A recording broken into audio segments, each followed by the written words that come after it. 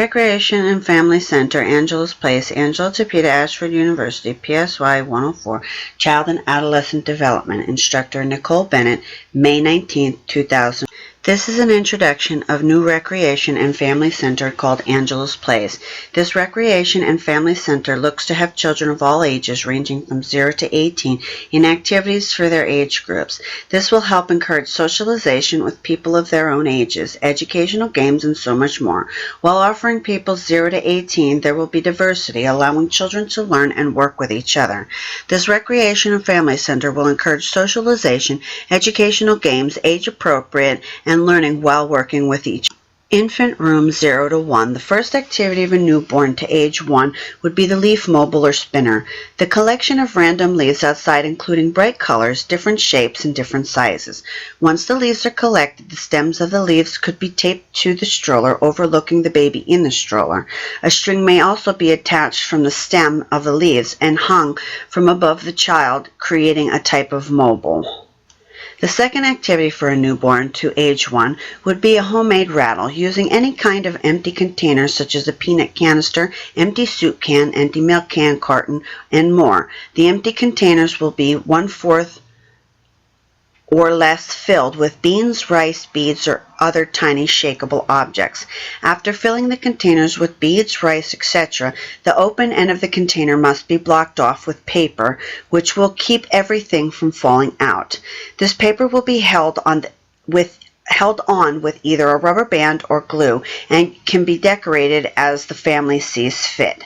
The outside of the container can be covered with paper as well, so decorations can be added. After the decorations, the families can then shake their new creation for their babies, creating a rattle noise. Toddlers room ages 1 through 3. The first activity in the toddlers room would be the I Spy. The object of this game would be to choose items in the classroom and to have the children identify the items they think is the answer.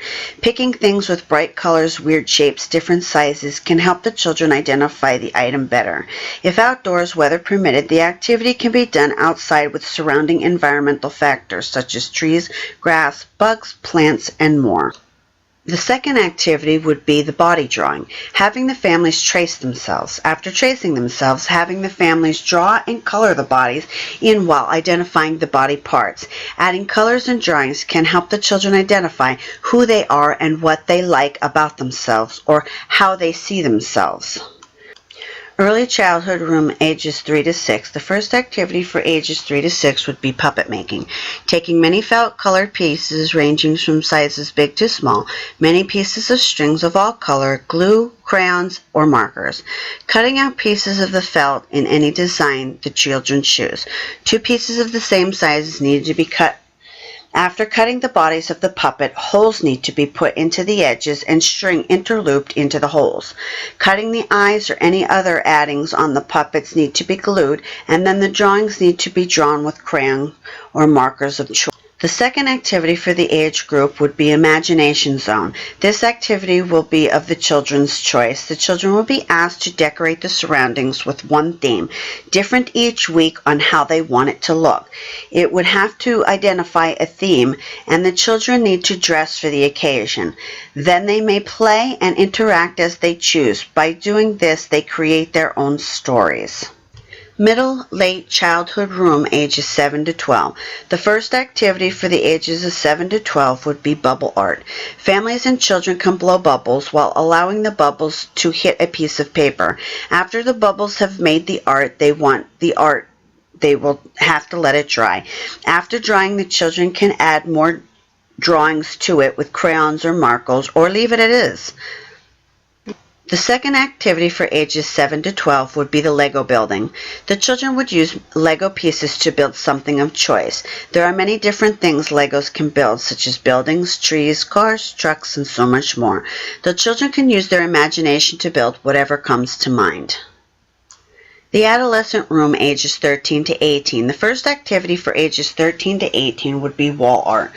Walls can either be painted over with white paint or Home Depot sells rolls of brown paper bag type paper. It can easily be laid out and hung over the walls to draw on. The teens can pick and choose what designs they want to draw along with what colors to use.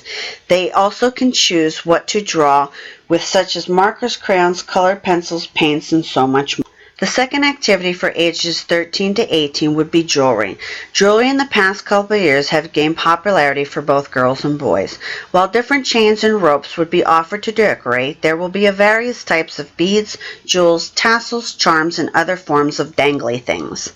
The offering to raise money for a cause or the donation of jewelry would be the benefits to others less fortunate, while offering a sense of satisfaction for doing well for others. Each age group learns new skills to use for a future event such as school or home activities. These group activities at the center will offer diverse circumstances, allowing children to apply their own cultures to be incorporated into the activities, as well as while also allowing all genders to work on all of the activities. This recreation and family center will encourage socialization, educational games, age-appropriate, and learning while working with other children. And I thank you for the chance to give back to the community in a positive way.